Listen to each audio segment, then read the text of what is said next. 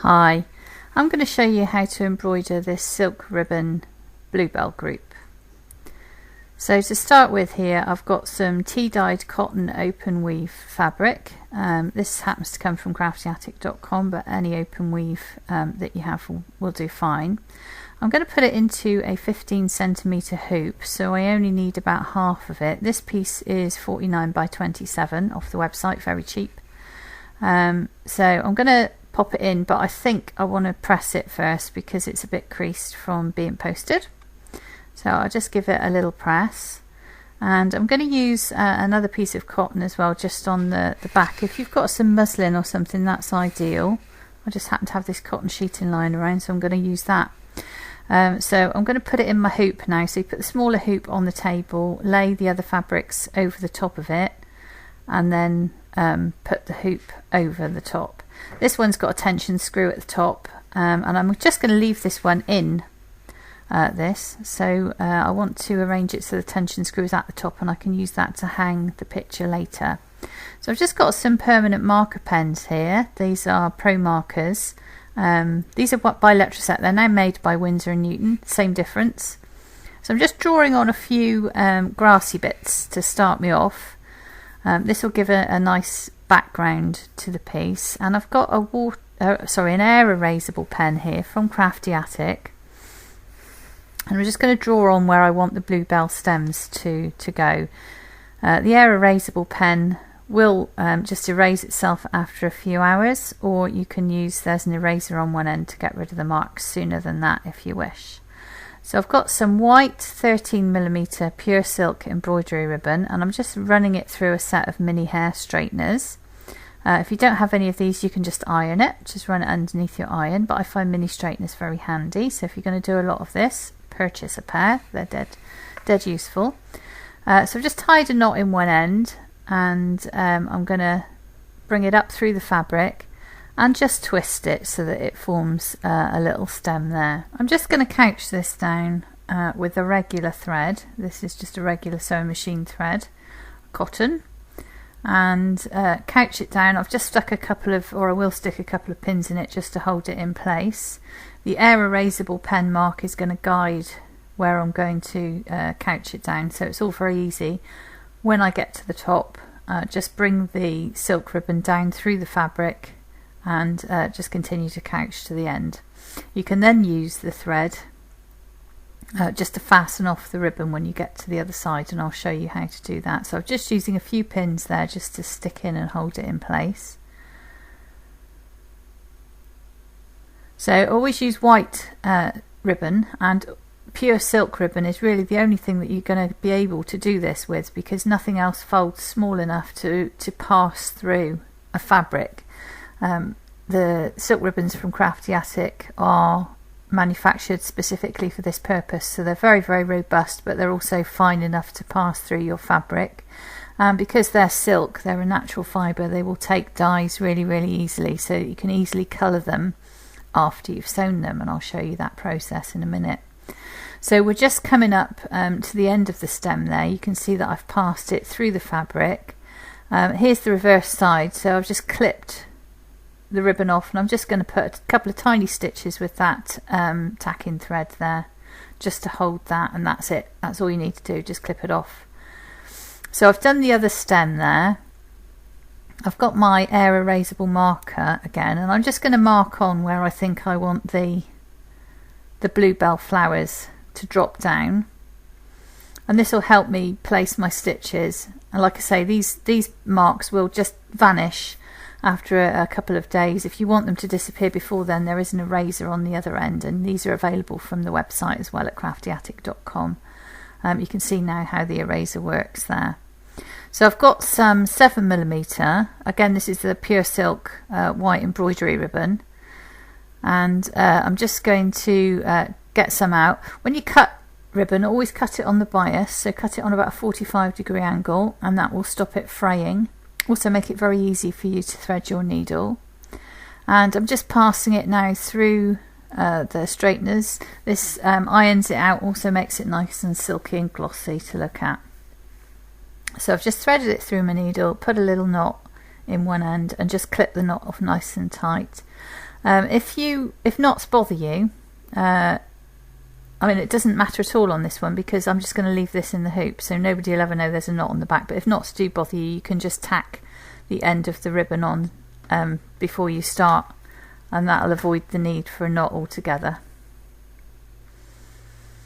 So I'm just going to use the tacking thread and the little machine thread there just to catch the very ends of these stitches, because when I'm doing the little sticky uppy bits in a minute, I don't want to accidentally catch this ribbon and pull these flowers out of shape. So I'm just going to put a couple of little stitches just right in the end, just to hold everything where it wants to be. So the great thing about these mini straighteners is that after you've done a couple, your ribbon might be looking a little bit mangled, so you can just run it through the straighteners to straighten things out. So I've got a Pro marker pen here. These are permanent alcohol based marker pens. I'm just touching it to the stalk, and the ribbon actually does the work for you. It will suck the dye that it needs to saturate itself, and it won't leak out into the backing fabric. As long as you don't touch the backing fabric with the pen, everything will be fine. So I've got some 2mm ribbon here. I'm just going to prepare it in exactly the same way as I prepared all the other ribbons, by running it through the hair straighteners and threading it onto a chenille needle and tying a knot in one end. Now, chenille needles are very sharp pointed on one end, and they've got fat eyes that can take the ribbon. So I've just brought it up through the fabric now. I'm just twisting it, and I'm going to stitch down through the centre of the ribbon itself, and then pull very gently, and that will make a nice little tip to the end of this petal. So twist the ribbon slightly so that it's facing in the direction you wish it to, and stitch down through the centre of the ribbon, pulling very gently to pull into a point. So this is called Bluebell, this colour. Very handy. So I'm just again touching it lightly to the silk ribbon. Don't touch the backing fabric or you'll dye it, and you don't want to do that. So this is a violet pen. I'm just touching. So because the Bluebell colour is still wet, those colours will blend beautifully together by themselves. So I'm just moving along now to take care of the second flower in exactly the same way, just by forming these little twisted petals at the bottom, and I'll then go on to colour them the same way.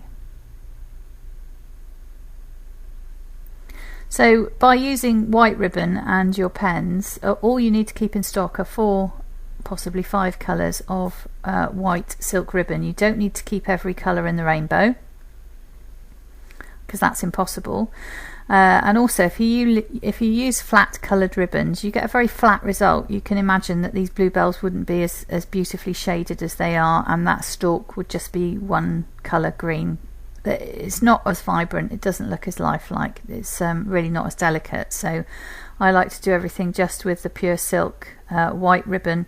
Makes it a lot cheaper for you to do it this way, because you only need to keep a little bit of white ribbon in stock. You don't need to buy, as I say, all the colours of the rainbow. So to do these little stalks here, I've just got some 2mm, and I've twisted it in exactly the same way as I twisted the 13mm for the main stalk, and I'm just stitching there, leaving them quite loose, and I've got a pine coloured pen just to touch the little stalks and dye them the right colour.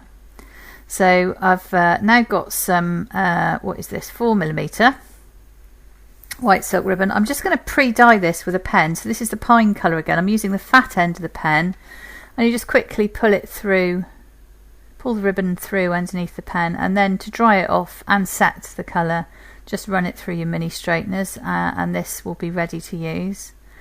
So this is going to be for the little leaves and bits of grassy bits at the bottom. I'm dyeing it beforehand, because with something long like this you can get into a bit of a pickle, and you don't want to be dyeing the fabric behind. Obviously you could stick a piece of card or something behind to help you along, and I do sometimes do it that way, but I just thought I'd show you this way of pre-dyeing your ribbons. So this is exactly why you don't need to keep any other colour but white, because it's so easy to dye your ribbons the exact colour that you want them. It's the work of a moment, doesn't take very long at all. So there we are. There, I've got a few different greens now. So I'm just going to make some very large twisty stitches. Again, I'm stitching a ribbon stitch, so stitching the ribbon through the centre of itself when I get to the top. And you want to allow these ribbons to twist a little bit because they look more natural if you allow them to do that. So I'm just putting a little kink on the end of this one. And then I've switched colours. I'm just going to do another couple of large stitches with a slightly darker green to give us the effect of a little clump of leaves and greenery at the bottom.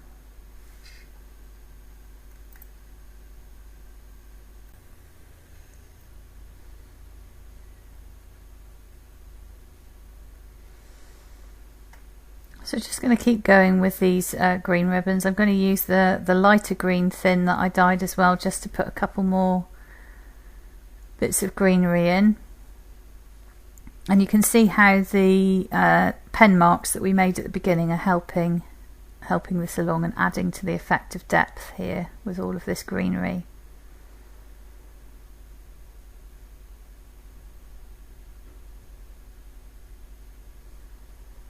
Again, we're using ribbon stitches, so passing the ribbon through the centre of itself and pulling very gently. To get the effect at the bottom here, I'm just using 2mm pure silk ribbon and I'm just doing French knots. So if you haven't done a French knot before, you just need to wind the ribbon 3 times around the needle and pass the needle back down through the fabric, and you get this little raised knot on the surface.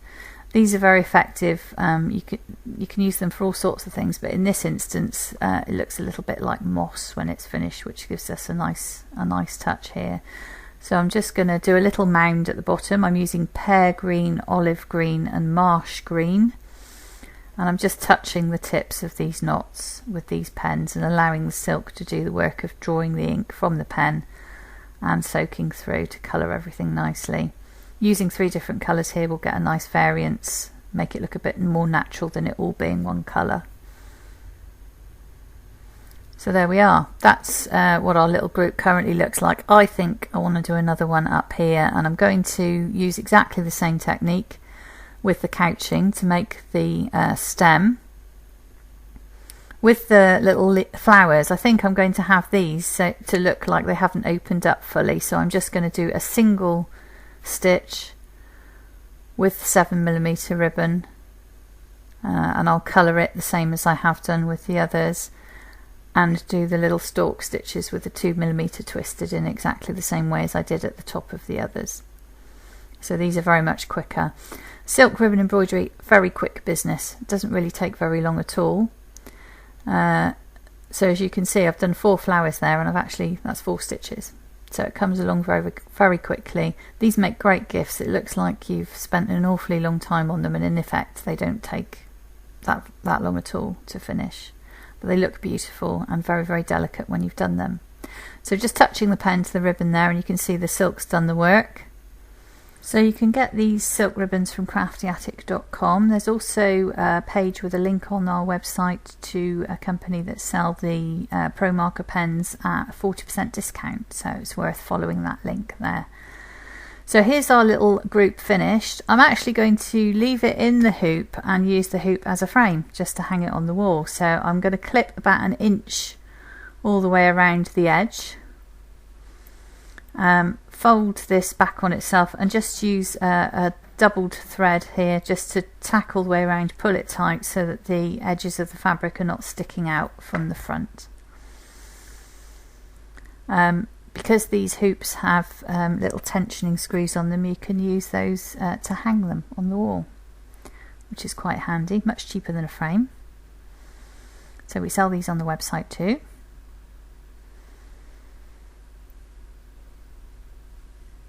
And there's our little project nearly finished.